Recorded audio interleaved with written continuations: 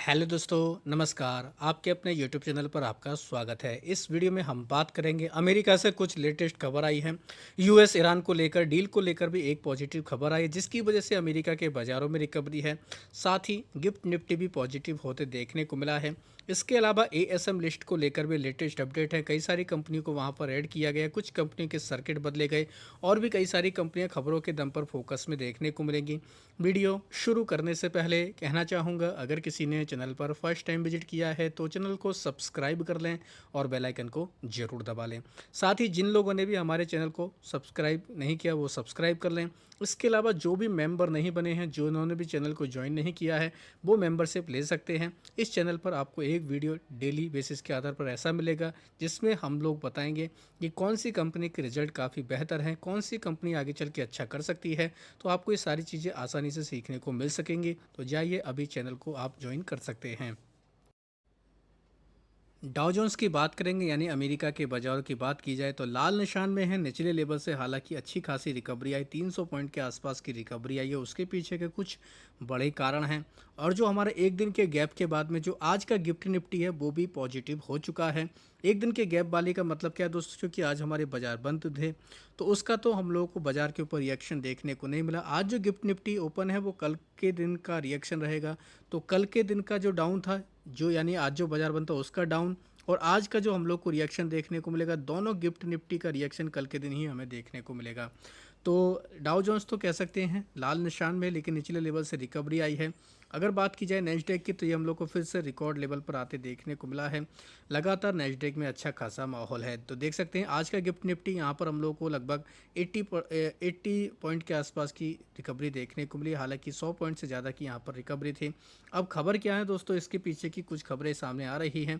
पहले अमेरिका के बाज़ार में रिकवरी क्यों आई है, क्योंकि दोस्तों अमेरिका के बाज़ार में बॉन्ड में बाउंस बैक देखने को मिला। वहाँ पर इन्फ्लेशन का डेटा आया है, जो हम लोग कह सकते हैं अनुमान के आसपास ही देखने को मिला है।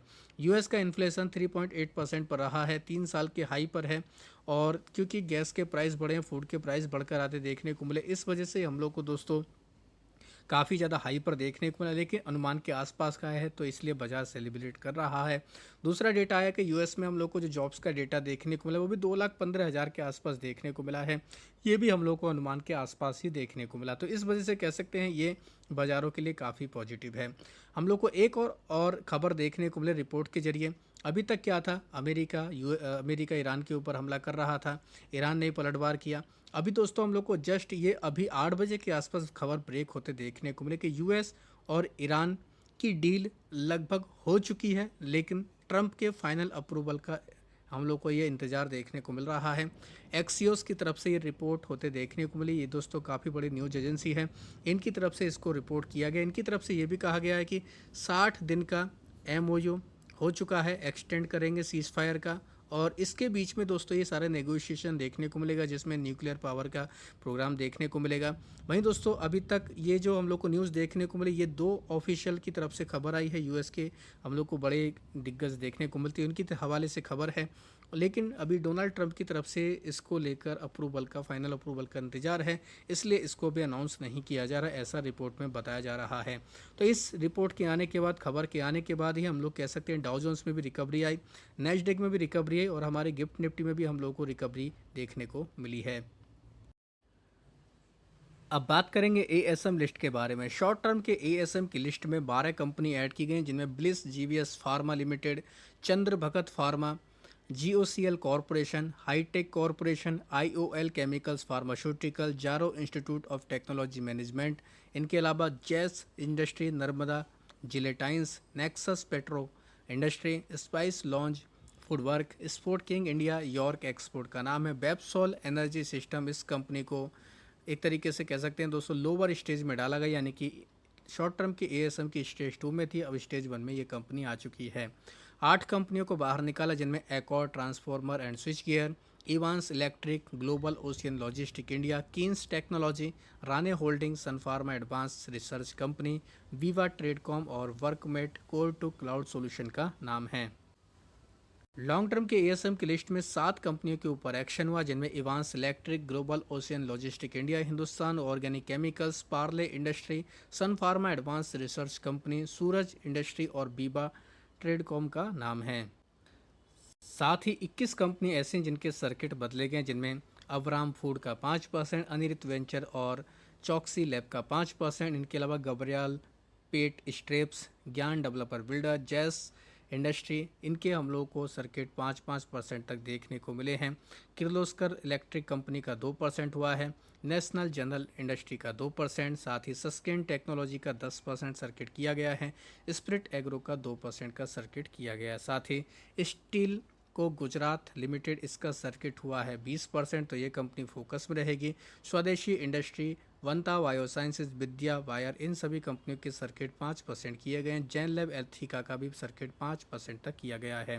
तो ये सारी कंपनियां फोकस में रहेंगी, आप चाहें तो इनके ऊपर भी नज़र बनाकर रख सकते हैं। अब बात करेंगे और भी कई सारी कंपनियों के नतीजे हैं, जैसे अवंती फूड, इसका पैट 18% गिर कर आया। पहले 152 करोड़ था, जो अब 125 करोड़ रहा है। रेवेन्यू में 6% की ग्रोथ रही। एबिटा 6% गिरकर आया। कंपनी के मार्जिन 15.8% से गिरकर 14% पर आ चुके हैं। गुजरात पीपावेट की बात करेंगे, इसके भी नतीजे आए। नेट पैट 26% बढ़कर आया 142 करोड़, जो पहले 112 करोड़ था। रेवेन्यू में 26% की ग्रोथ रही। एबिटा मार्जिन कंपनी के 62.2% से बढ़कर 70.3% पर आ चुके हैं, तो अच्छे नंबर कह सकते हैं। फिनोलेक्स केबल्स की बात करेंगे, इसके नतीजे नेट पैट 17% बढ़कर 224 करोड़ रहा। रेवेन्यू में 22% की ग्रोथ रही। एबिटा 6% तक बढ़कर आया। मार्जिन कंपनी के थोड़ा सा घटकर आए हैं, 10.7% से घटकर 9.2% पर आ चुके हैं। प्राज इंडस्ट्री की बात करेंगे, इसके नतीजे बेहद हम लोग को चौंकाने वाले देखने को मिले। 39 करोड़ से बढ़कर घटकर कंपनी का पैट 11 करोड़ रहा है, यानी 70% से ज़्यादा की गिरावट। रेवेन्यू में 1.5% की गिरावट।